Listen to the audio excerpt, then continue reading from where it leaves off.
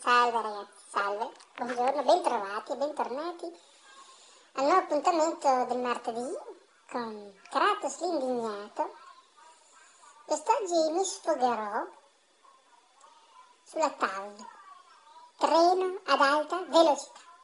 Oh, finalmente anche a Reggio alla sua stazione, finalmente potrò andare a Milano, a Roma e a Napoli in un batter d'occhio. Benissimo. C'è un problema, scusate, politici, c'è un problema, perché la gente senza soldi sta a casa, siamo in bolletta, se non ve ne siete accorti? Politici, siamo a secco, faccia di merda, perché aumenterà l'IVA, bellissimo, e aumenteranno le tasse. Aumentano i consumi, aumentano le bollette, bellissimo, le bollette aumentano, grazie, io voglio pagare di più, io non voglio pagare poco, voglio pagare tanto, spendere tutti i soldi, li prendo il 10 e il 15 del mese sono in bolletta, oh là, senza più pensieri, senza più niente da fare, sto in casa tutto il mese.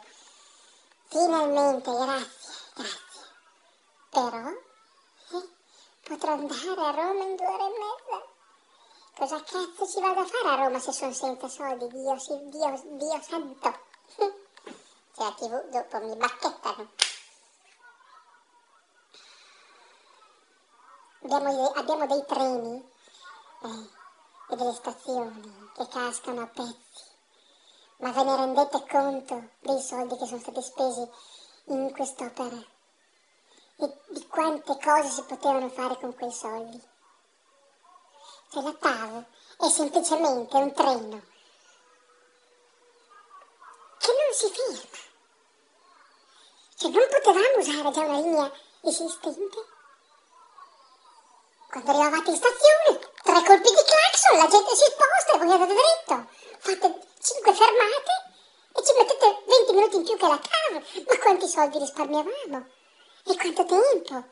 Non potevate mettere a posto i treni che ci sono adesso che fanno cagare?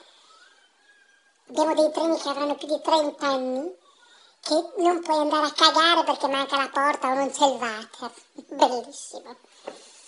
Però ci sono i controllori, Ma fa lo stesso, guardate, io prenderò il treno e poi vi dirò, insomma, come mi sono trovato, ma sicuramente bene, perché l'opera alla fine è venuta bene, ci abbiamo messo 30 anni e abbiamo speso 180 miliardi di milioni di milionesimi di fantamilioni in più che la Spagna, la Francia e gli altri paesi europei, ma fa lo stesso, ma non dobbiamo pensare a queste cose qua, perché c'è gente che ha pensato al posto nostro, si è preso la responsabilità di fare quest'opera.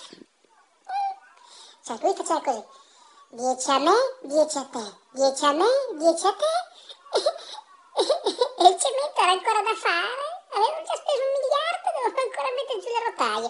Che stato ragazzi. Io sono innamorata di questo stato perché è incredibile, siamo al limite della fantascienza. Un film, se uno lo raccontasse in giro, se tu lo vai a raccontare a un vietnamita, a parte che non sa neanche cosa dici perché non capisce l'italiano, ma sai che capisce un pelo di quello che tu gli vai a dire,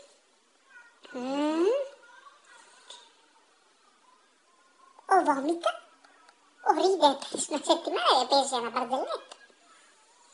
Ma niente ragazzi, niente, facciamo finta di niente, mi raccomando, voi siate sorridenti, andate a lavorare, pagate delle tasse, alzatevi presto, tornate a casa tardi, stanchi e senza soldi.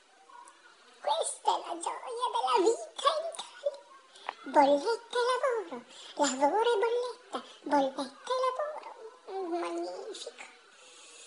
Poi parlano del paniere, di cosa cambia, di cosa entra e cosa esce nel paniere. Una volta ho detto a mia nonna, Donna del paniere, ci hanno messo il telefono. Tiralo fuori che c'è la farina, mi ha detto. Perché sono quelle lì le cose fondamentali. Porca puttana. Invece no, i telegiornali dicono il paniere degli italiani è cambiato. Entrano telefonini, entrano smartphone, entrano televisori, escono pane, escono olio, escono vino.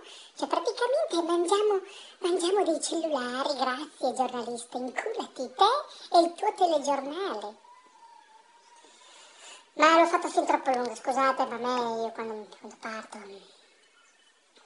Niente ragazzi, ricordatevi che l'italiano è un artista, ama parole complicate come TAV, SIP, ROM. Abbiamo anche i ROM.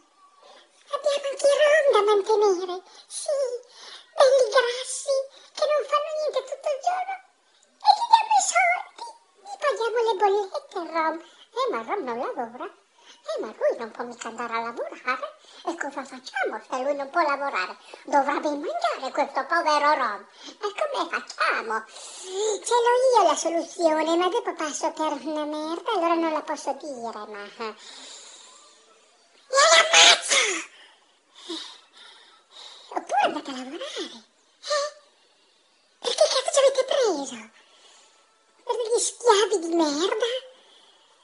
Per lo scondalità i soldi ai Rom di Milano perché possono campare, faccia di merda. No, come a Reggio. No, a Reggio abbiamo attaccato il contatore e poi al comune. Oh, tenete Rom, vi abbiamo dato la luce. E così potete leggere, potete fare un bel garage dove mettere su tutti i vostri arnesi per andare a rubare. Così non lo dovete fare al buio. Comune di Reggio Emilia. Ciao ragazzi, è stato un piacere. Ci vediamo martedì prossimo con un nuovo argomento, un nuovo sfogo e producete PIL. Tanto PIL per tutti. Ciao amici. Ciao.